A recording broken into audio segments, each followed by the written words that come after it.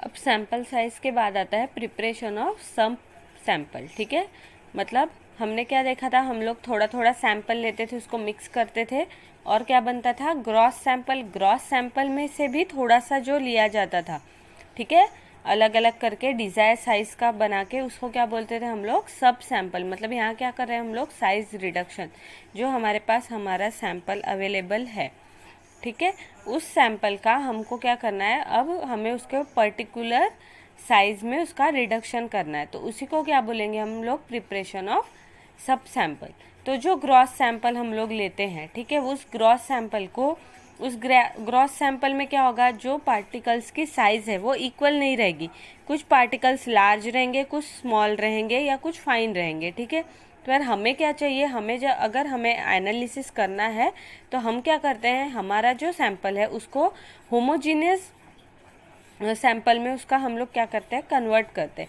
Homogeneous sample में convert करना means कि हम लोग क्या करेंगे, जितना भी सैंपल हमारे पास है उस सैंपल की साइज रिड्यूस करके उसको, उस पूरा जो सैंपल है उसको फाइन पाउडर बनाएंगे। मतलब उसकी फाइन पाउडर बनाएंगे, मतलब उसके जो पार्टिकल्स है वो कैसे होने चाहिए, उसको हम लोग होमोजीनियसली, मतलब वो मिक्सचर बन जाना चाहिए, उसमें कुछ लम्प्स नहीं होने चाहिए, इस तरीके का हम उसको क्या करते हैं, साइज रिडक्शन करते हैं।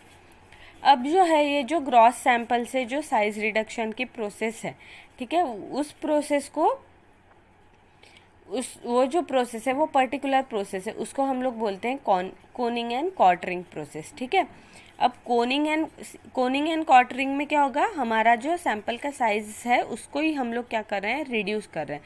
तो सबसे पहले क्या किया जाता है कि जो ग्रॉस सैंपल हमारे पास अवेलेबल है, ठीक है, जो बल्क या जिसकी साइज थोड़ी, मतलब हम लोग बोल सकते हैं थोड़ा जो मोटा मोटा सैंपल है, उसको हम लोग क्या करते हैं, उसको ग्राइंडर में पहले क्या किया जाता है, उसको ग्राइंडर में मिक्स किया जाता है। ठीक है, ग्राइंडर जैसे हमारा मिक्सर होता है, हम लोग मिक्सर में जैसे बाकी मटेरियल्स फाइन करते हैं, फाइन पाउडर में कन्वर्ट करते हैं, उसी तरीके से हमारा जो मटेरियल रहेगा हम लोग क्या करते हैं, बॉल मिल और ग्राइंडर। इसमें बॉल मिल टाइप का, मतलब जैसे एक मिल टाइप होता है जो ऐसे राउंड घूमेगा, उसमें भी क्या होगा, हमारा सैंपल क्या होगा, उसका साइज रिड्यूस होगा।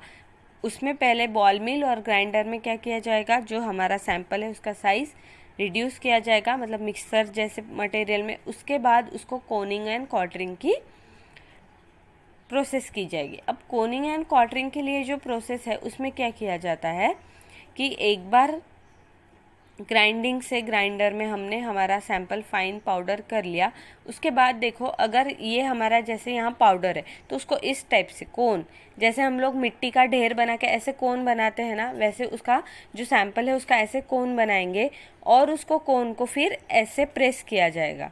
ठीक है, मतलब जो हमारा सैंपल अवेलेबल है उसको पहले हम लोग ऐसे करके एक कोन टाइप बना लेंगे, जनरली जैसे हम हमारे बाकी चीज़ों का बनाते हैं। उसके बाद उसको इक्वली ऐसे प्रेस करेंगे तो वो क्या हो जाएगा, ऐसे कुछ स्क्वायर शेप में प्रेस हो जाएगा। अब क्या होगा, जो पहली प्रोसेस है वो कौन सी, coning, second is the quartering. जब हम लोग क्वार्टरिंग करते हैं तो जैसे ये फॉर एग्जांपल ये एक ऐसे स्क्वायर या रेक्टेंगल है जिसमें 4 पोर्शंस है, तो क्वार्टरिंग में हम लोग उसको 4 पोर्शन कंसिडर करके अपोजिट साइड के 2 पोर्शन क्या करते हैं, रिमूव कर देते हैं और बाकी 2 पोर्शन को वैसे ही रखते।